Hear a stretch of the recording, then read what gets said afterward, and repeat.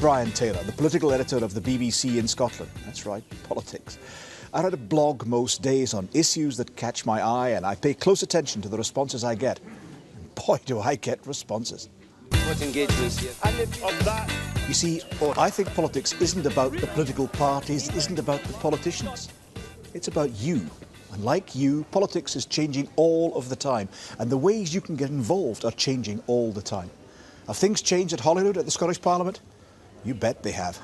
For 8 years, Labour was in charge, in coalition, in partnership with the Liberal Democrats. But then, at the Scottish elections in 2007, Scotland voted the Scottish National Party into power. They're a minority government. That means they don't have enough votes at Holyrood to do everything they want. In particular, they can't rush ahead with their plan to make Scotland independent. But that doesn't mean they're stuck. They are the government. They're in charge of money, lots of it. And like governments everywhere, they've got challenges, they've got opportunities, they've got problems. One of the problems they've got weighs 40,000 tonnes.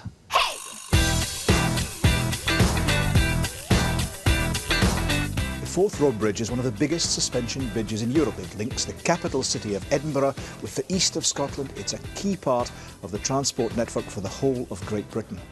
But it's no longer strong enough to cope with the heavy flow of traffic it faces every day. Frankly, it's showing its age. But a new bridge, you know, even a cut-price version, is going to cost £2 billion. That's £2,000 million. And guess what?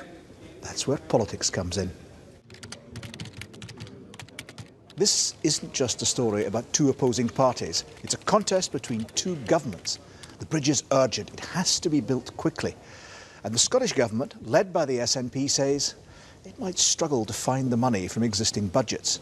It wants to spread the cost, in effect by borrowing from the Treasury and paying that back by trimming spending in future years. But the UK Government, led by Labour, decides how much Scotland has to spend, not how it's spent, but what the total is. And it doesn't like the SNP's plan. And so the battle of the bridge is underway. The most basic rules of integrity in government tell you you do not announce how you will spend money you do not have. This is the biggest capital project in Scottish history, but it's a capital project that is in a strict timetable to be built by 2017 and needs a certainty of approach. Words. Words, words. Labour says, why borrow? Get a private company to fund the bridge, then rent it back from them. That method's been used to build schools and hospitals. But the SNP says that puts profit first and ends up costing more in the long run.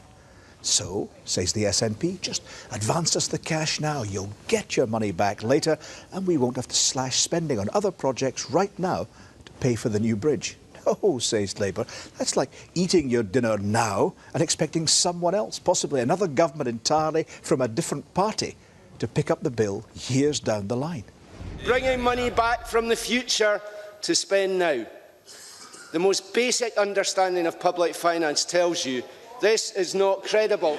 The question is, if you're having the largest capital project in Scottish history, should you pay for it over 3 years or should you pay for it over a 20-year period? Would Ian Gray buy his house in a 3-year period or would he take it over a longer period? So why doesn't the Scottish Government just go to the bank and take out a loan, the way many people do when they're buying a car or a house? That's because the Scottish Government doesn't have the power to borrow money. Some say it should have that power. Right now, it doesn't.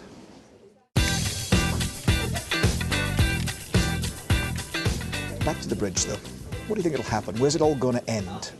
Probably in some sort of compromise. My guess, the Forth will get its new crossing. A funding deal will be worked out, probably obliging the SNP government to perhaps scale down its financial plans, all a bit less ambitious than some had hoped. But a new bridge nonetheless. Ideal?